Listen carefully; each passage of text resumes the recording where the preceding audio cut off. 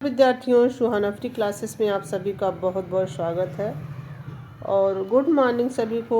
तो यहाँ 10 प्रश्नों की श्रृंखला आपके लिए ले आए हैं, बहुत मोस्ट इम्पॉर्टेंट ये जो है माध्यम वाले प्रश्न। ठीक है, पेस्टल चित्रों में जो सुरक्षा हेतु प्रयोग किया जाता है क्या? जो पेस्टल चित्र जो सुरक्षा के लिए किस चीज़ का प्रयोग किया जाता है? गम, अरेबिक, फिक्स्टेब्यू, वैक्स वार्निश की डामर। तो यहाँ पे पेस्टल की सुरक्षा हेतु प्रयुक्त हो जाता है फिक्स्टेब्यू। क्या कहा जाता है?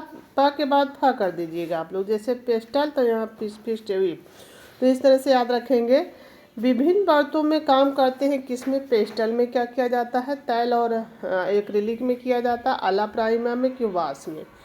तो आपका इसमें से करेक्ट आंसर दूसरा का होता है तैल एवं एक्रिलिक, जो क्या है? संडे। एक्रिलिक की खोज किसने किया? संडे पेंटर्स ने। तो यहाँ पे क्या होता है? तैल का जैन व्यक्ति, इसी दोनों में आपके क्या होता है जो है विभिन्न परत में, जबकि पेस्टल एक ही, इसमें कोई माध्यम ने, अला प्राइमा भी वाश में। तो यहाँ पे चित्र आपका तीसरा प्रश्न होता है फ्रेस्को शेस्को में कौन सी वार्निश की जाती है? फ्रेस्को समझते जाएंगे तब कभी नहीं बोलेगा। वैक्स वार्निश, आपके डामर वार्निश की, कोपाल वार्निश की, ग्लेजिंग। तो शेस्को यानी वैक्स क्या है? वैक्स, यहीं पे देख लीजिएगा, शेस्को यानी वैक्स वार्निश। ठीक है, यहाँ पे आपका वैक्स वार्निश होगा। फिर यहाँ पे चौथा प्रश्न हमारा होता है क्रेयॉन में बने चित्रों को कौन सी वार्निश की जाती है? तो यहाँ पे लिखा है क्या? क्रेयॉन में जो बने चित्र होते हैं उसमें किस चीज़ के? फ्रेस्को शेस्को में तो वैक्स वार्निश, वहीं पे आपके कौन सा वार्निश होता है? तो आपके डामर वार्निश। तो वैक्स वार्निश, फिक्स्टेब्यू वार्निश, कोपाल वार्निश। तो इसमें से क्रेयॉन का क्या होगा? डामर। ठीक है, ये आपका एक वाला करेक्ट आंसर होता है। तीसरा, सभी प्रश्न मिलते जुलते लिए हैं कि ताकि सभी माध्यम आपको याद हो जाए। तैल चित्रण के लिए श्रेष्ठ वार्निश का नाम बताएंगे। जो तैल चित्रण होता है उसमें एक बताएंगे, कोपाल वार्निश होगी, डामर वार्निश होगी, वैक्स वार्निश होगी, फिक्स्टेब्यू होगा। तो जो तैल चित्रण है तो श्रेष्ठ वार्निश कौन सी हो जाएगी? कोपाल। तो क्या है? कोपाल वार्निश हो जाएंगे। तीनों का आप लोगों को एक साथ बता दे रहे हैं।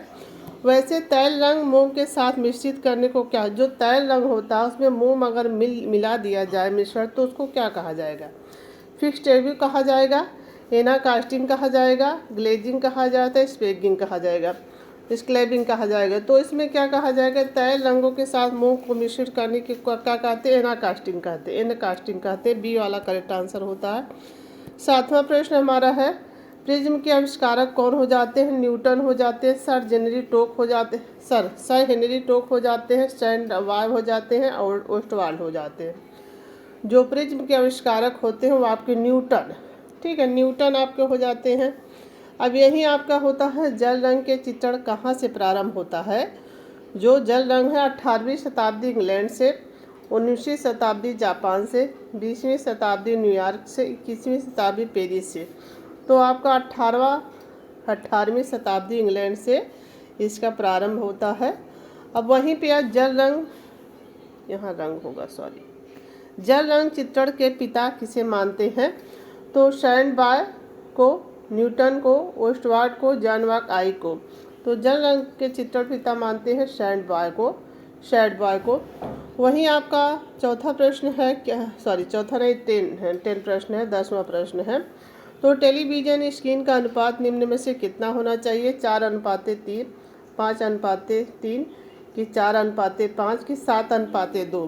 तो टेलीविज़न का अनुपात आप लोग याद रखिएगा 4:3 होगा। ठीक है, यही प्रश्न समाप्त होते हैं। 10 प्रश्न बहुत मोस्ट इम्पॉर्टेंट लाए हैं आप लोगों के लिए, और इस प्रश्न को ज़रूर देखिए और बहुत अच्छे से देख लीजिएगा। सभी प्रश्न जैसे कहते नहीं, सभी एक वैक्स है तो कौन कौन सी तैल में, कौन वैक्स इसमें क्रेयॉन में, तो आपके इसमें बताए हैं फ्रेस्को, सभी एक साथ मिला दिए हैं। इसके साथ सभी एक तरीके से प्रश्न जैसे माध्यम वाला सभी करवा दे रहे हैं। आगे भी ऐसे प्रश्न लाते रहेंगे। इस वीडियो को आप लोग पूरा देखिएगा, लाइक शेयर सब्सक्राइब करते रहिएगा। धन्यवाद सभी स्टूडेंट का।